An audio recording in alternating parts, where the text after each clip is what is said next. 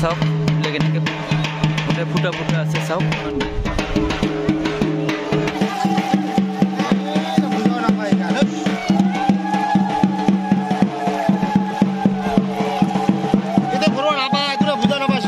নমস্কাৰ বন্ধু বান্ধৱীসকল কোচ ৰূপম ভাই ফেচবুক পেজত সকলোকে নতুন একটি ভিডিঅ'লৈ স্বাগতম জনালোঁ আৰু আজিও বুঢ়াবুঢ়ী মন্দিৰত আহিছোঁ এয়া চাওক আজিও বুঢ়াবুঢ়ী মন্দিৰত গাখীৰ ঢালি আছে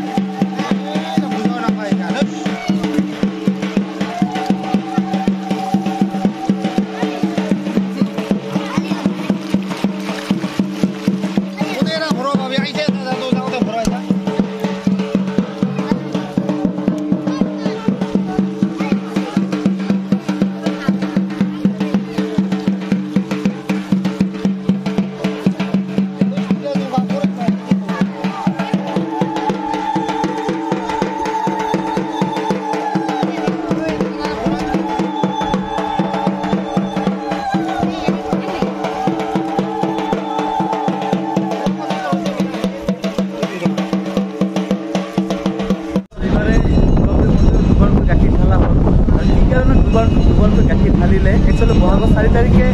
পূজাখন বহাগৰ 4 তাৰিখে হয় তো এইবাৰে কেলেই আৰু দুবাৰমান গাখীৰ ঢালিলে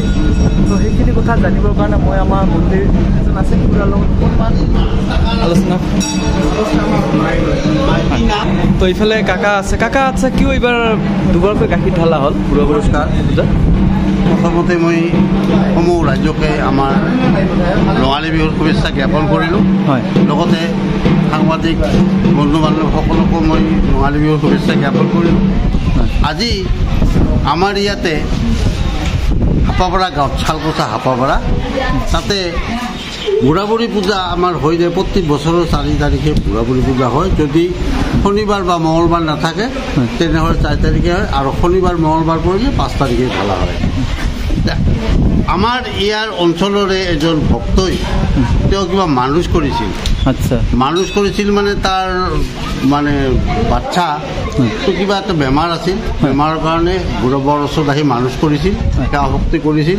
যদি তেওঁৰ বেমাৰটো ভাল পায় আৰোগ্য হয় তেনেহ'লে বুঢ়া বাবাৰ ওচৰত আহি বুঢ়া বাবাৰ শ্ৰীচৰণত 108 গাই 1% গাখীৰ দিব বুলি তেওঁ ইয়াতে মানস কৰি গৈছে কিন্তু বুঢ়া বাবাৰ ফল পাইছে ফল পোৱাৰ পিছত 1 বছৰ পিছত যেতিয়া দেখিল যে ফল পাইছোঁ সকলোমে হৈ গ'ল ল'ৰাটো আৰোগ্য পাইছে সেইকাৰণে এই বছৰ আমাৰ 4 তাৰিখে তেওঁ আহি কৈ গৈছে আৰু 4 তাৰিখৰ আমাৰ যিটো আঠমঙলা হয়,